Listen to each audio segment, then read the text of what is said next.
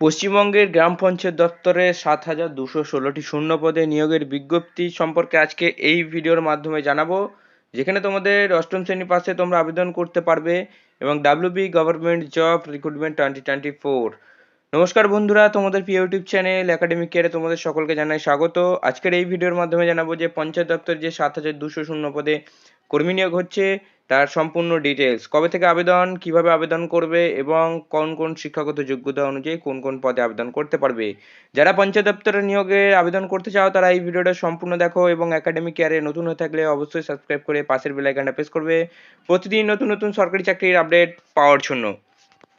এখানে অবশ্যই প্রথমেই দেখতে পারবে তোমরা যে সমস্ত চাকরি প্রার্থীরা দীর্ঘদিন ধরে চাকরির সন্ধান করছেন তাদের জন্য ভালো খবর। পশ্চিমবঙ্গের পঞ্চায়েত দপ্তরে ত্রিস্তর পঞ্চায়েত ৭,২16টি শূন্য পদে নিয়োগ চলছে এবং অষ্টম শ্রেণী পাস, উচ্চ মাধ্যমিক যোগ্যতা, গ্র্যাজুয়েশন পাস যোগ্যতায় তোমরা এখানে আবেদন করতে পারবে।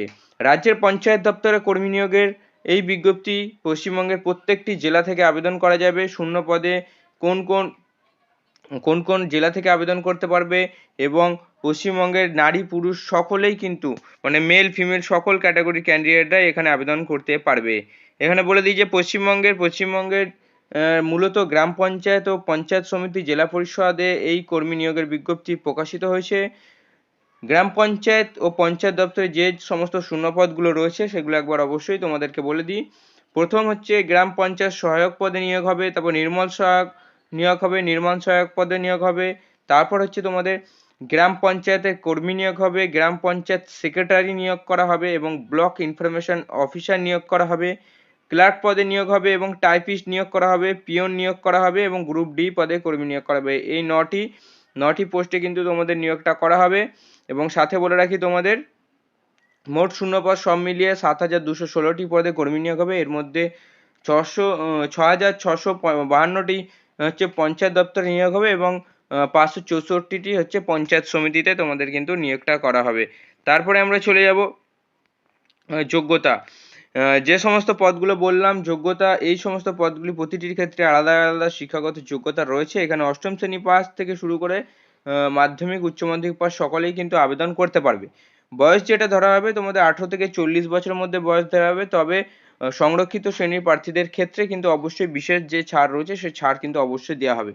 আবেদন পদ্ধতি, তোমরা এখানে কিভাবে আবেদন করতে পারবে ভালোভাবে শুনে নাও। এখানে সাধারণত অনলাইনের মাধ্যমে তোমাদের আবেদন জানাতে হবে। এক্ষেত্রে অফিসিয়াল ওয়েবসাইট ভিজিট করে প্রথমে রেজিস্ট্রেশন করতে হবে। পরবর্তীকালে অনলাইনের মাধ্যমে মূল ফর্মটা যেটা রয়েছে সেটা হচ্ছে প্রয়োজনীয় ফর্মের ডকুমেন্টস সহ এগুলোকে রেডি করতে হবে এবং আবেদনের সময় অবশ্যই তোমাদের ফটো এবং সিগনেচার অবশ্যই আপলোড করতে হবে। এবার বিষয় হচ্ছে এই নিয়োগের অফিসিয়াল বিজ্ঞপ্তি মার্চ মাস নাগাদ আসতে পারে এবং হচ্ছে এই বিজ্ঞপ্তি আসার পরেই তোমাদেরকে আমরা অবশ্যই অফিসিয়াল ওয়েবসাইটে হাউ টু অ্যাপ্লাই ভিডিও দিয়ে দেবো, তোমরা কিভাবে আবেদন করতে পারবে। তো মার্চ মাস নাগাদ এই বিজ্ঞপ্তিটা আসতে পারে।